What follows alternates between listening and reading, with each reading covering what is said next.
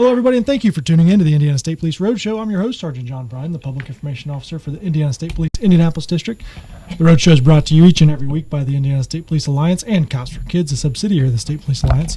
For more information about our sponsor, you can visit them at www.indianasfinest.com. I want to thank our partners at MS Communications and Network Indiana, BK, Brendan King, for getting us on the network waves across the great state of Indiana every single week, and we do appreciate all of their support. Also want to thank the man behind the camera that does all the work to make us look good. That is Tom Trial. He is amazing, and we're so thankful for him. My guest today, a couple familiar faces that came in from outside of the metro area, is PIO Sergeant Matt Ames from the Putnamville District. Matt, welcome. Thank you. Good morning, John. How are you doing today? Yeah, I'm doing fantastic. And also PIO Sergeant from the Bloomington District, Sergeant Mike Wood. Mike, thanks for coming. No problem. And both have been on the show before, but here we are coming into the holidays, the holiday season. Lots to talk about, and I can assure you, if you get 3 PIOs on microphones, there will be no shortage of words during this. That's absolutely true. We got a lot of things going on over at the Putnamville District. We just got a brand new K9 assigned to our district. Trooper Brad Fife will be the main handler for that dog. His name's Jet. He's a 1.5-year German Shepherd dog. Talked to Brad on my way over this morning. He's very excited about finally getting out, covering Jet with all 6 counties that we work in the Putnamville District, and just trying to make everything better for everyone that's living in our district. Yeah, and that K9 school is a pretty intense school. It's a 12-week school, over 400 hours of training that they do, and it's not an easy task. Very intense, and I know First Sergeant Dennis Wade's the one oversees that entire program. He was a classmate of mine out of Class 53. I talked to Brad, and he said it was a lot more intense than what he believed it was going to be, but he's glad that he got through it, and he's very excited about being in the district and getting ready to get to work. And you mentioned 6 counties in the Putnamville District, and a lot of people may not quite understand where that is. So what 6 counties do you cover at that district? We're on the western side of the state. Our primary counties are Vigo, Clay, Park, Vermilion, and Sullivan County, with, of course, the district sitting in the Putnam County near the Greencastle area. Okay. All right. And then coming up to us from the Bloomington District, Bloomington's also a big geographical district. It is. What counties do you guys have down there? We're starting Morgan up on the north side, and then we go over to Brown, Monroe, Lawrence, Greene, and Owen. So we also have 6. And very busy because not only, of course, Bloomington has an interstate now coming through, I-69. That's halfway through, but it's working its way up. But also you have a college campus in your district that keeps you guys busy as well. Yeah, we have the sister school of the better school in the state. But there is a reason why it's called Indiana University. It's their primary university for the state of Indiana. No, just kidding. No, we stay busy. This 69 project through Morgan County is really busy. I just came through there, and it's looking great. It's hopefully going to be open pretty soon. But between that and Monroe County keeps us busy, and then all the sporting the other agencies throughout the rest of the district keeps us pretty busy.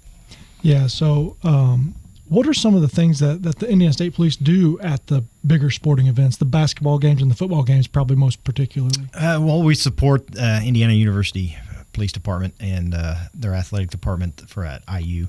With the basketball and football games, traffic direction mostly before and after the game, and then during the game, some security and safety stuff. Yeah, it was really great. On Saturday, I got to go down and work with Sergeant Wood and all his Bloomington troopers, and stood right at the half court of the basketball game and stood there and watched the entire game until it was time to go out and actually get to work and do some stuff. But it's just a great experience, and it's great that being a state trooper, that you get to go to events like that, the Indianapolis 500, the Brickyard 400, the State Fair, just other events that you get to go out and meet the public and just correspond with them and hear people say, "Hey, thank you for your service, and we really appreciate what you're doing out here." That is one of the biggest benefits of being an Indiana State Trooper, is just the amount of things that you can do, not just within the agency as far as anything you can imagine in police work we have, but just the other things, football games, basketball, Notre Dame, Purdue games. Every district has a special detail somewhere in their district right. and I'm not taking away from them, but their Covered Bridge Festival brings million people into that small little area. Yeah. And just to meet people. I mean, you walk around the festival and people just stop and talk to you. Yeah. That is the best part about just talking to the people, and they want to know about what you're doing, how things are going for you, and everyone's very supportive about the jobs that we're out here doing. Yeah, and so the role of the Indiana State Police varies in all 92 counties of the state, and very important roles, but significantly different. So what are some of the things on the day-to-day in the Putnamville district that your troopers are doing? They were just pretty much a rural district outside of Terre Haute being a metro area, and then I-70 coming through. A lot of rural area in your district. We're providing, the road safety out there for everyone. On Friday, we had a police action shooting involving a Clay County deputy. And of course, immediately as soon as that happens, everyone goes there. We had 2 of our SWAT teams that were in the area. Both of them arrived. And then fortunately, we had the individual give up voluntarily and come out with his hands up after the deputy had been transported to for medical care. We continue to do that, and we have officers that are on our scuba team that work out of our district.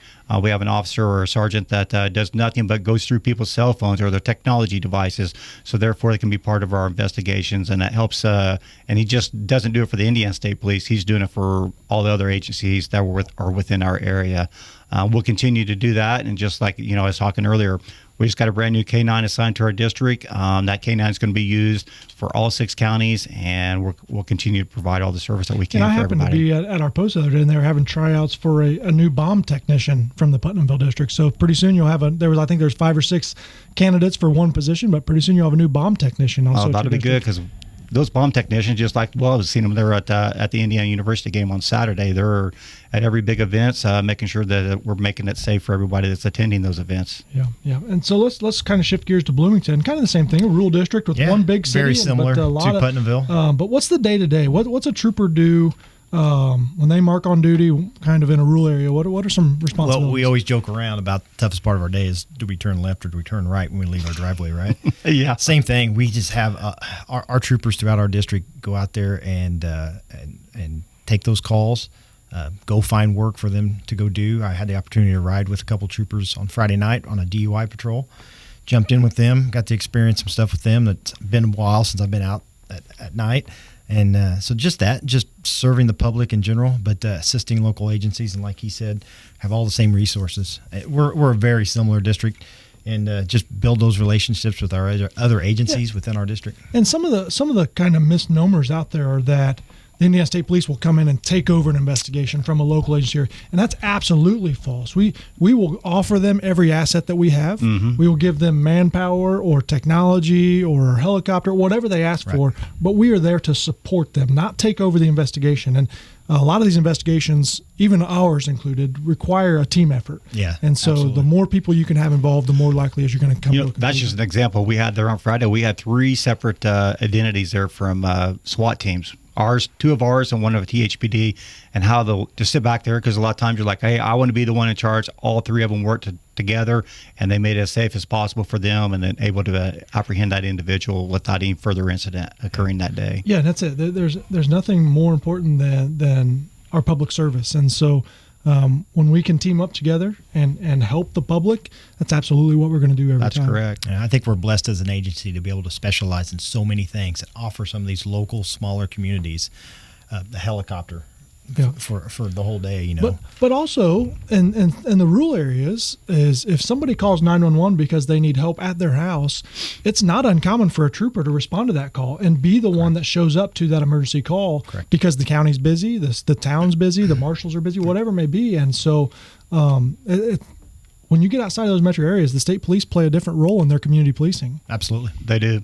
That's just like all of our troopers make sure that they're scanning all the local city and county traffic, so that way if they're close, they can be the first one to respond and try to resolve the issue as quickly and safely as possible. Yeah, very cool. And so you mentioned earlier a DUI patrol that you guys had, and we're coming up to the holidays, which unfortunately we do see an increase in not only DUI arrests, but fatal crashes that are a result of somebody driving impaired. So what are some tips? I mean, I can't wrap my head around the fact that we are in the year 2021 with all this technology at our fingertips. You can push a button on your phone and a ride will show up in a couple of minutes, and we still have people making the decision to get behind the wheel after drinking alcohol or being impaired. Yeah, it lead to tragic events.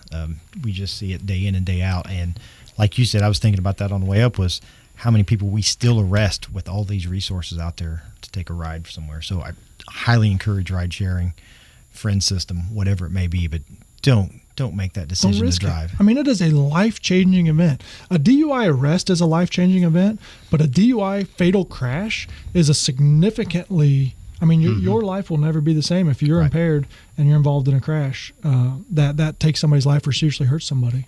Absolutely. It's really simple. If you're going to go out and consume alcohol, make sure that you have a plan already in place before you start doing that, and that way you make sure that you get home safely. Because a normal DUI, an average cost, just a DUI arrest, that's about $10,000 it's going to cost you coming out of your pocketbook. And I'm sure that a family out there can use that, or that individual can use that a whole lot more than paying an attorney to try to get yourself out of trouble. Compared to their $7 Uber ride. Yeah, exactly. Uber's a lot cheaper. And I always get the people that ask me, well, how do I know if I've had too much? And my simple philosophy on that is, if you have to ask yourself that question, your answer is you've had too much. Right. If you've had 2 or 3 beers and you're like, oh, I wonder if I could drive or not, the answer is no. Don't drive. Don't risk it. It's not worth the risk. Right. Absolutely not. Nope, it's not. Right. So, and again, the Indiana state law says 0.08 is the legal limit. So some people think, well, if I'm an 07, I'm okay. But if you're an 07 and you're impaired and you cause a crash, you still could be arrested for driving under the influence of alcohol. Right. Absolutely so right. A lot of people don't realize that. So it's always better to err on the side of caution. So anyway, through the holidays, DUI is a big thing. But we're also starting to see some of these phone scams pop up where people are like, hey, you want to help your local police, or we're doing this or whatever. We talk about this on other shows as well, but the Indiana State Police, and I don't know of any that do phone solicitation for donations. I recently had one with them posing as a police officer, saying that this person had a warrant and they needed to drive to this jail to meet these people and then give them cash or gift cards. And a trooper stopped, interdicted that before they got there, and then helped solve that one, or eliminate that one out of the process of being a victim. But we have that all the time, and I think both personally they've been spoofing our post phone numbers. Yes, we both of them have our numbers spoofed, and it comes up and it'll say the Bloomington or the Putnamville State Police post, and people are thinking, oh, this is legit. However, if someone's ever asking you, it's like, hey, why don't you pay us in gift cards? That's right there as a red flag. And I'll tell you, that's not the way that police operate. Is we're not going to call somebody and tell them you have a warrant, you need to pay us money. It just doesn't work that way. Correct. We're going to knock on your door. We're going to show you face to face. We're going to, we may give you the opportunity to turn yourself in, but it's not going to be, hey, if you pay us, we'll make this warrant go away. That doesn't operate. We are not the court system. That's not how it works. No, exactly. So please don't fall for that. So anything else going on in your districts? Staying busy out recruiting next generation troopers. Yeah. Trying to find them. They're out there. They are out there. And the basic thing is about becoming a trooper is, we need people out there that have really good character and people that want to be out here and serve the public. And I know that I've talked to a couple of individuals, and they're concerned like, well, I just don't know if I can be a trooper. Well, if you come with good character and you want to serve the public, we're going to teach you how to become the best trooper that you can be, and we're going to give you all the resources and all the personnel that's going to help you to have a successful career here in the state police. So if you want to reach out, I know Sergeant Wood, Sergeant Prine, and myself, hey, we'll be able to sit down at any time and speak with you about being a trooper. And we do have 3 full-time recruiters here on our department to do it as well. And I would encourage you, if you're not sure, go out and do a ride along. Go to your local district and ride with a trooper and see what they do on a day-to-day, and see, it's not for everybody. And we're not going to force you into, we're not going to try to convince you that, yes, it's for you. But we know that our future Indiana State troopers are out there, and we're working hard to have those conversations with them. I've had more ride-along applications on my desk this last 3 months than I've had in a long time. And I like to see them. Yeah. And you can start riding at the age of 18. And so if you're 18 now you're not gonna ride every weekend. That just doesn't operate that way. But we are going to get you in a car or a couple of times over a series of time, just to see some different things. Yep, absolutely. Exactly. Yeah. So certainly appreciate you guys coming in. We've got about a minute left, and we know that it's that time of year where we're going to start seeing that snow fly. Quick couple tips for people that as they prepare their cars for that winter season. Number one, make sure that you got all the equipment in your vehicle ready to go. Make sure you got some snacks in case you get stranded. You got some water. Make sure you got a cell phone charger, good tires on your vehicle, and you got good wipers ready to go on the vehicle. Slow down.